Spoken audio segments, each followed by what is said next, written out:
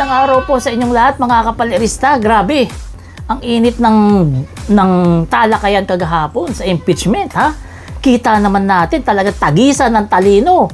Tagisan ng talino sa pagitan ng prosecution na si Ligutan at si Boy Objection. Alam mo, marami sa ating mga kaubayan natatawa dito kay Boy Objection, no? Kasi parang ayaw niyang pagsalitain. Etong si Atty. Ligutan, parang ayaw niyang papormahin, kaya object siya ng object. Pero alam naman natin na trabaho talaga ng abogado yung mag-object kasi syempre, depensa sila. Kung ano sa tingin nilang irrelevant o hindi tama o hindi wasto, i-objectan talaga nila yun. Pero nasobrahan naman siya. Yung kahapon na nangyari, talagang pinanood ng taong bayan yung impeachment ni VP Sara. At marami nagsasabi, 2-0 na. Sa day 2 kahapon, panalo na naman ang prosecution. Ha? Yan ang pag-uusapan natin ngayong umaga. Pero bago tayo magsimula, ha? Sa mga hindi pa nakaka-subscribe sa aking YouTube channel, please subscribe na po muna para mahaba-haba pa po ang ating mapag-uusapan. So yun mga kababayan, ha? Kahapon, day 2 ng impeachment ni VP Sara. At gaya ng inaasahan, nagpresenta na sila ng testigo. Yung testigo nila ay yung NBI, isang kawani ng NBI o agent ng NBI. At ito yung nakakaalam ng mga death threat na pinagsasabi ni VP Sara. Ngayon, base sa opinyon at husga ng mga tao, yung mga pinakitang video kagahapon, mga totoo yun. Mga hindi gawang video yun. Hindi in-AI na video yun. Bakit? Kasi mismong sa bunganga o sa bibig ni VP Sara nanggaling yung mga kataga na mga pinagbibigkas niya. Sa madaling salita, siya nagpahamak sa sarili niya. Di ba? Pinahamak sarili niya ni VP Sara kasi nga mahina. Di ba? Napakahina, napakabobo ni VP Sara. Manang-mana sa tatay. Salita ng salita, hindi nila alam yung mga pinagsasabi nila pwedeng ibangga sa kanila balang araw at yun ang nangyayari kaya tayo may impeachment ngayon. Kaya itong si VP Sara na-high blood. Di ba? Isipin nyo, ha? Yung mga video ng mga live nila, yung podcast, yung live nila, live stream nila, ginagamit sa kanya ngayon. Alam naman ng buong Pilipinas na totoo at authentic yung mga video na yun. Alam ng buong Pilipinas yun. Di ba? Pero pinapakita na lang kahapon sa pagdinig na talagang nasa proseso yung ginagawa nilang pagpapresent ng mga ebidensya. Pero alam na ng mga Pilipino yan na authentic yung mga video na yun. Kasi mismong si VP Sara nga ang nag-video nun, ang nagsasalita dun sa video na yun. Sa madaling salita, hindi niya iniisip yung mga ginagawa niya kaya napapahamak siya. Di ba? Tapos may gana pa si VP Sara pumunta kahapon sa Senado, sabi niya, no? Bloodbath, pero hindi raw siya mag-unbowed. Grabe, napakatapang. Di ba? Napakatindi ng mga statement niya kahapon. Nakala ko a-attend na sa hearing. Yun pala. Yun pala, pakitang gilas lang. Pabibo lang pala. Pabibo. Akala ko a-attend ang impeachment, hindi naman pala natakot. Kasi naman, sinong hindi matatakot?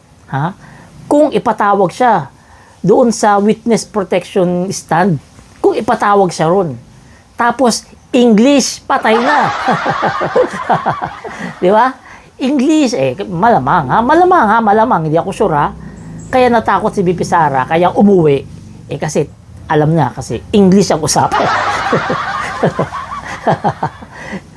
Di ba mga kabayan, sa tingin nyo, bakit umuwi si VP Sara? Kasi nga, natakot, o kaya, drama-drama lang nila yun. Para ipakita na matatag siya, na matikas pa rin siya, na hindi siya natitinag ng impeachment.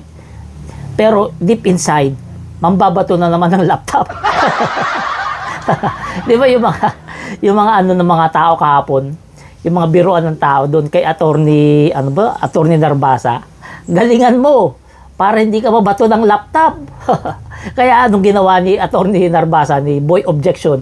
Ayun, object dito, object doon. Parang hindi na matatapos yung trial, object niya. Kaya anong resulta? Ayun, pinagtatawanan siya ng tao. Sino ba hindi matatawa dyan, di ba?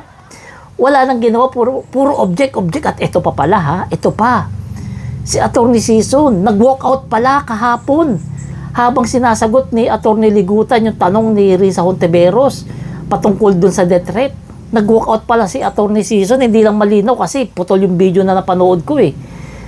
Mamaya malalaman natin yan kung bakit nga ba nag-walkout si Atty. Sison doon habang sinasagot ni Atty. Ligutan. Pero bakit naman nag-walkout? Sign na ba yan ng pagsuko? Ha? Senyalis na ba yan na natatalo na yung kaso nyo at may impeach na si Sara? Diba? Alam mo, mahirap talaga. Mahirap talaga maging yung trabaho ng depensa. Napakahirap. Lalong-lalo na kung yung pagtatanggol mo, etong si BP Sara na nasa kampo ng kadiliman.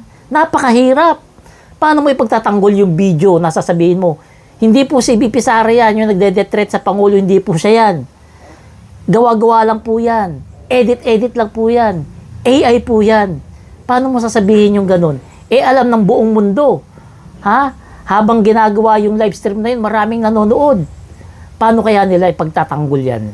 Kaya hindi mo masisi kung bakit mag-walk out. Kasi syempre siguro, hindi niya na alam yung sasabihin niya, hindi niya na alam yung gagawin niya, kaya nag-walk out na lang siguro. Mahirap talaga ipagtanggol si Sara, lalong-lalo na yung ibang ebidensyang ibinabato sa kanya ay galing mismo sa bibig niya. Siya mismo nagsabi. Parang si Marcoleta, umamin, ayun, kaya nakakulong.